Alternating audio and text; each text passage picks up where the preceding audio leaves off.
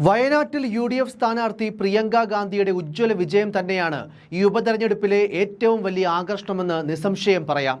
4 ലക്ഷത്തിലധികം വോട്ടുകളുടെ ഭൂരിപക്ഷത്തിൽ രാഹുൽ ഗാന്ധിയുടെ റെക്കോർഡ് വിജയത്തെയും മറികടന്നാണ് പ്രിയങ്ക കുതിച്ചുപാഞ്ഞത്. അത്തരത്തിൽ വയനാടൻ ജനതയുടെ പ്രിയങ്കരിയായി പ്രിയങ്ക ഗാന്ധി മാറുന്ന കാഴ്ചയ്ക്കാണ് കേരളം സാക്ഷ്യം വഹിച്ചത്. രാഷ്ട്രീയത്തിൻ്റെ ചില ഭാവങ്ങൾക്ക് ഞാൻ യോജിച്ചയാളല്ലെന്ന് പലപ്പോഴും തോന്നിയിട്ടുണ്ട്. നിലവിലെ ജീവിതത്തിൽ ഞാൻ സംതൃപ്തയാണ്.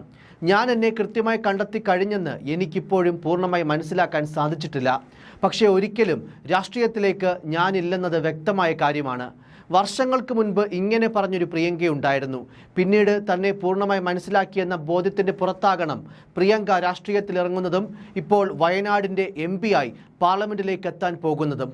വയനാട്ടിൽ വ്യക്തമായ ആധിപത്യം കാഴ്ചവെച്ചായിരുന്നു തുടക്കം മുതൽ ഒടുക്കം വരെ പ്രിയങ്കയുടെ തേരോട്ടം. പക്ഷേ പാലക്കാട് സ്ഥിതി വ്യത്യസ്തമായിരുന്നു. ചിലപ്പോഴെങ്കിലും ഒരു ഫോട്ടോ ഫിനിഷിലേക്ക് കാര്യങ്ങൾ മാറുമോ എന്ന ചിന്ത പോലും ഉണ്ടായി. പാലക്കാട് അങ്ങനെ ത്രില്ലടിപ്പിച്ച് ലീഡ് നില മാറി മറിഞ്ഞെങ്കിലും ഒടുവിൽ വമ്പൻ വിജയത്തിലേക്ക് രാഹുൽ മാങ്കൂട്ടത്തിലെത്തുകയായിരുന്നു.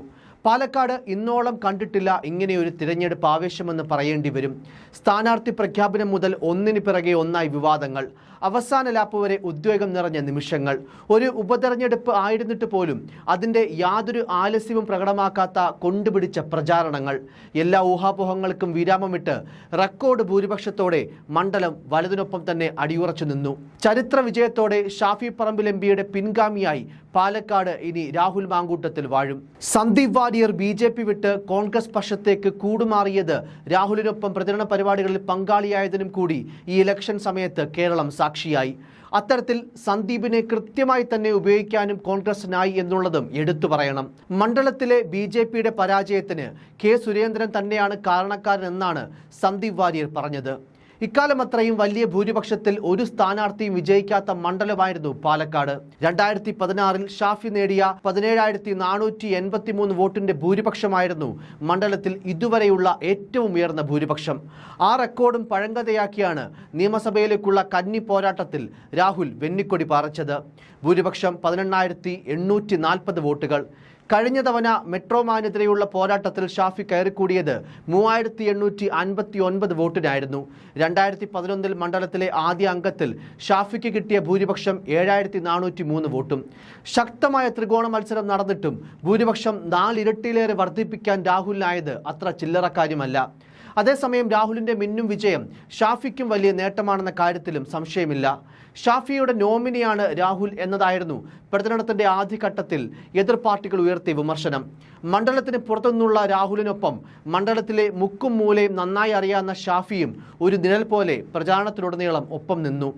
K മുരളീധരൻ്റെ പേരുൾപ്പെടെ ഉയർന്നു കേട്ട മണ്ഡലത്തിൽ സ്ഥാനാർത്ഥിയായി രാഹുലിന് അവസരം കൊടുത്ത VD സതീശനും ഈ വിജയം വലിയൊരു പൊൻതൂവൽ തന്നെയാണ്.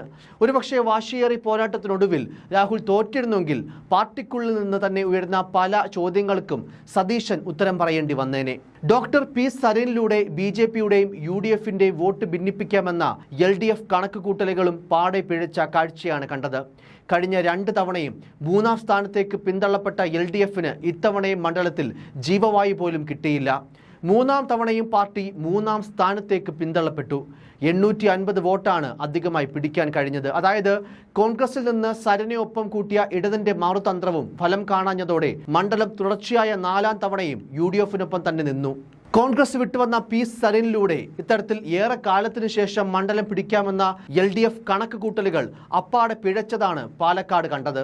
നിയമത്തിന് ശേഷം കൃഷ്ണകുമാറിലൂടെ പാലക്കാട് 2ാമത്തെ അക്കൗണ്ട് തുറക്കാമെന്ന BJPയുടെ പ്രതീക്ഷയ്ക്കും കനത്ത തിരിച്ചടിയേറ്റു. അതേസമയം ജ്യോതികുമാർ ചാമക്കാലയും കോൺഗ്രസ് നേതാവ് SS ലാലുമെല്ലാം സരനെ പരിഹസിച്ചുകൊണ്ട് രംഗത്തെത്തി. പാലക്കാട് വിജയിച്ച ശേഷം നേരെ UDF കേന്ദ്ര തെരഞ്ഞെടുപ്പ് കമ്മിറ്റി ഓഫീസിലെത്തുമെന്നറിയിച്ച P സരനെയും കാത്ത് എന്ന അടിക്കുറിപ്പോടെ തൻ്റെ ചിത്രം ഫേസ്ബുക്കിൽ പങ്കുവെച്ചാണ് ജ്യോതികുമാർ ചാമക്കാല സരനെ പരിഹസിച്ചത്.